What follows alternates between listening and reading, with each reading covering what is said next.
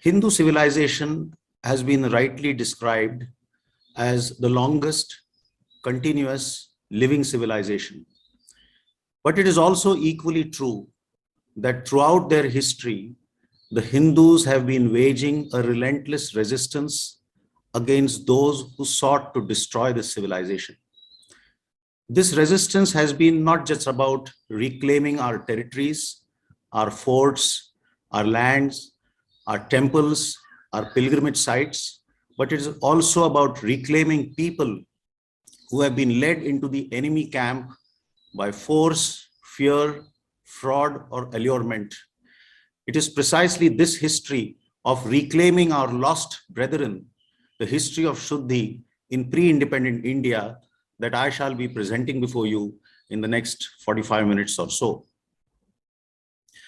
This will be the agenda of my talk. We will see whether the process of Shuddhi has a scriptural sanction in our Dharma Shastras.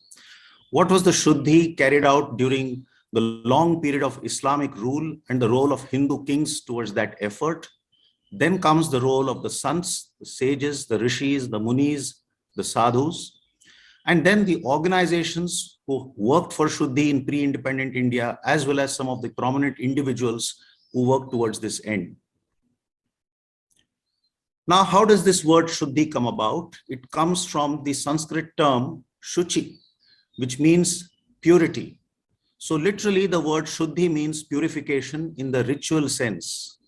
But in the sense that we are going to speak today, it is the process of, or the act of entering or re-entering Hindu Dharma, or encouraging others to do so.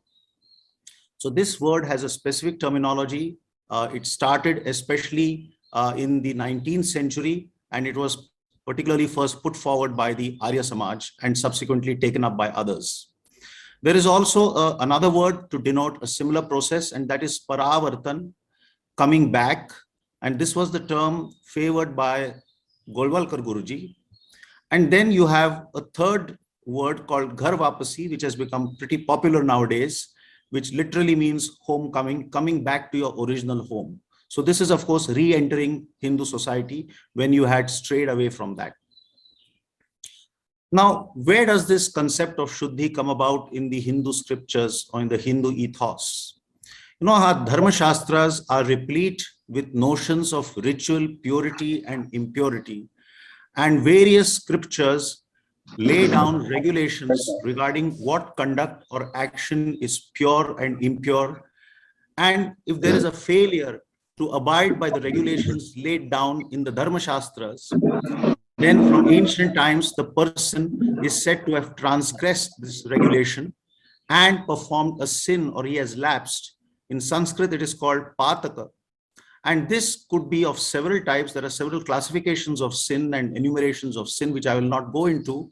But by and large, a sin or a lapse can lead either to a loss of your caste, or you could be expelled from the community. So these are called pataniya. Or it could lead to a mere loss of ritual purity. That is, you're not ritually pure enough to perform certain rites, and that is called ashuchikar. However, this is not a one-way process. You can come back. You can sort of expiate the sin by repentance, a process called anutap or paschatap. And after the person has repented, usually publicly, he performs a penance, a prayashchitta, and then there is again a restoration of the caste or a ritual purity. So this actually classically is the process of Shuddhi. Now, Hindu Dharma or Hindu society has had a long history of slowly, silently, unobtrusively assimilating people from other backgrounds like the Shakas, the Hunas, the Yavanas, and so on.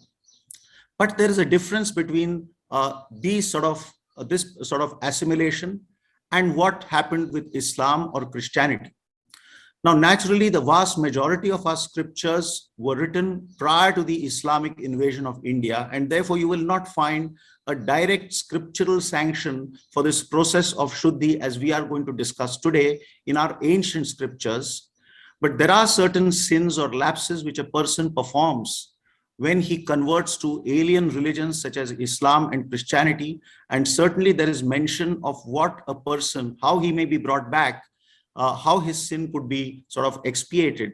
And this is a shloka from Manusmriti, that a sin that is committed unwillingly is expiated by the study of the Vedas, whereas a sin that is committed through greed is expiated by various penances. So please understand, Hindu society is never like a one-way traffic. You can always come back to Hindu society. Similarly, the Yajnavalkya Smriti lists a number of sins. I told you there is the enumeration and the classification of sins is pretty complex and it's not uniform across the scriptures. But one of these scriptures, the Yajnavalkya Smriti, lists 39 minor sins. There are major sins and minor sins. Now, Swadharma Tyag, or relinquishing one's dharma, is not considered as a major sin. It is minor sin number 34 out of a list of 39. And what are the various penances that are prescribed? For example, worshipping the moon, grades of fasting over a period of a month, or the person had to subsist on a milk diet for 1 month, or he had to fast for 12 days. So these were the various penances that were prescribed for Swadharma Tyaga. However, one major Smriti, the Devala Smriti, specifically mentions how purification of persons who have been converted to alien religion, in that case Islam, they were called Mlechas, how they were to be purified. Now it is understood that Devala is not probably one person, and the Devala Smriti may have been composed in different parts, possibly 4 different time periods. The earliest period where it was, part of it was written was probably the 1st century, and probably the last part was written in the 12th century. But the part which deals with purification of converted persons was probably written in the 8th century, soon after the invasion of Islam into India. Now, there are only 90 shlokas of Devala Smriti available today, and of those 73 shlokas deal with the purification of converted persons. Now, it's a very interesting scenario which the Devala Smriti says.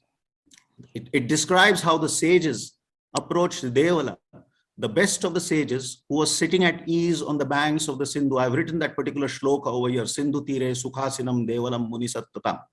The sages approached Devala sitting at ease on the banks of the Sindhu, and they asked him a query. Please understand, people were surprised at the scale and the type of the atrocities committed by the Muslim invaders. Prior to that, even war had its own set of rules. But Islamic invaders know new rules. They did not know any rules. They went about demolishing temples, breaking idols, raping women, looting people, killing unarmed civilians. And naturally, the sages and the leaders at that time were alarmed.